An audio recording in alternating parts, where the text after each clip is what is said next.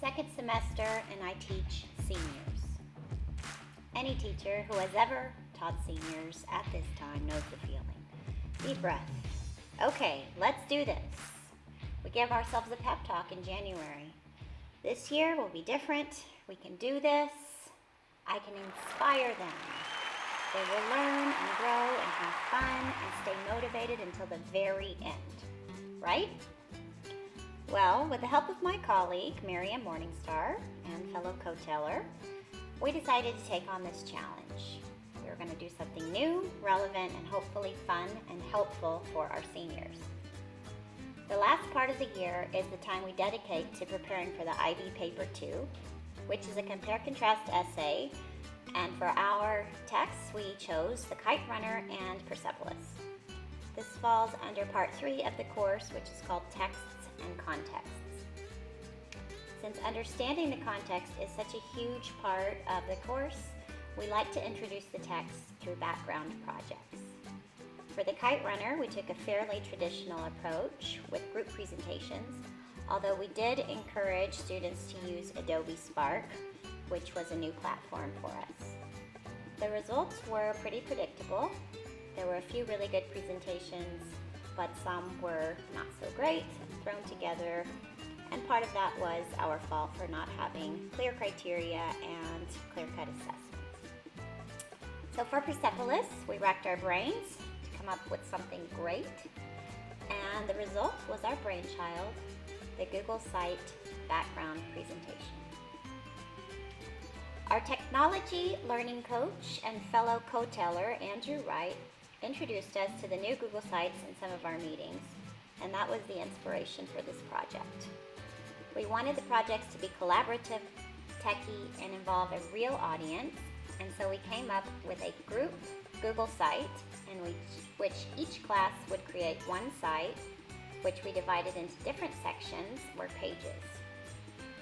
We divided the project into 6 categories, which we thought would help them organize the contextual and background information, and each group was responsible for one page. I first practiced making my own Google site so that I would have some knowledge of the process, although I knew the students would by far outshine what I did.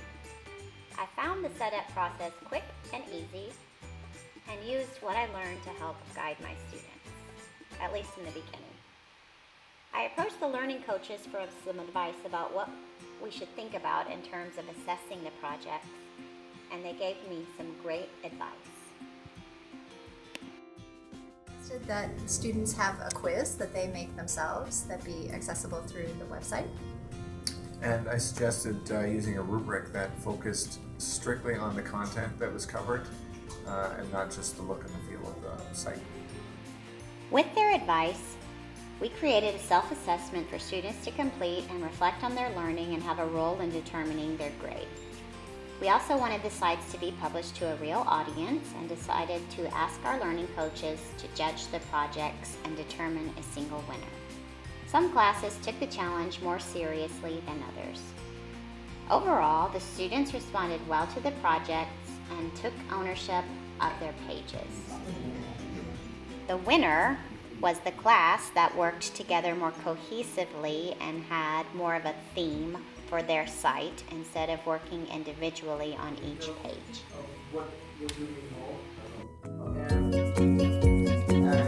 We have signed over 120 copies of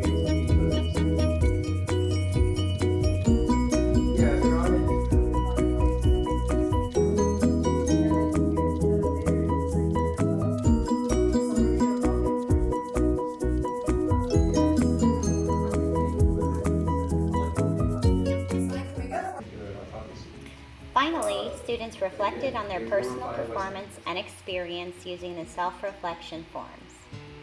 The learning coaches reviewed each of the pages and gave me some great feedback. What we really liked about it mainly was that it was a great collaborative effort with the students within the class. From a technical standpoint, I really appreciated that one group kind of went above and beyond, and they had drop-down menus, and they really did a great job of organizing the content to make it look really great and present it in a nice way. As a former English teacher and someone who's taught the book Persepolis before, I just really appreciated the project in its entirety. I thought the students had incredibly detailed research and images, and I learned a lot about the actual content that I didn't know, even though I've taught the book and that unit several times before. So I was impressed with the overall quality of the learning and the content and the details compared to years past with less technically savvy projects. Overall, we consider the project a success. While completing the pages, I think they actually did have fun, they were motivated, and they seemed eager to learn about the author and the historical context of the texts. Okay, so what I liked about the Google Sites project that we completed was the fact that we were able to normally collect our data and present it in a way, but we also had to make it visually attractive and also digital. So it kind of helped us incorporate our normal process of finding and collecting and then recording data, in this case the Iranian Revolution. But then we were also allowed to get images and present it on the Google Sites program so that way that we thought would attract people in an actual online setting. I think we found overall that the final implementation of viewing the pages and then completing the quizzes could have been improved. I hadn't thought of this particular idea, but my student gave me some excellent advice. So the changes I would like to make were really just more of an emphasis on the quiz that we were able to put on the bottom of the Google site. So at the very bottom we made a quiz of 5 to 10, I think, questions of things that we talked about in the site. And I thought maybe if we would put more of an emphasis on that, and maybe at the end all the groups would get together and make a larger quiz so that maybe the class could take it as a formative or development test to make sure that everyone really understood the data that was presented in all of the group's Google sites, and so the unit would be really comprehensive and well developed, I guess. Well, based on some teacher feedback, I think that the best change for next year would be to use exemplars, and now that you've done it one time around, you'll have the exemplars to show students, and they could even assess them themselves beforehand with the rubric, so they have a feel for the rubric, a feel for what's good and what needs to be improved, and have an idea of really what's expected. And I thought that a website is, to break it up in smaller groups would give kids a chance to have more of an active role in it. Doing a one big website as one big group is challenging, and there were a lot of pages and a lot of detail, a lot of information. Maybe it could be toned down a little bit, focused in a little bit more clearly. That might happen if they were working with a smaller group. In the end, this project met the definition of redefinition, as it used technology to meet a goal that was previously inconceivable. The collaborative part especially would have been unthinkable even a few years ago, before the Google revolution. And as for my second semester senior dread, during the project, we could have actually been transported back to year one when they were bright-eyed, motivated, and excited.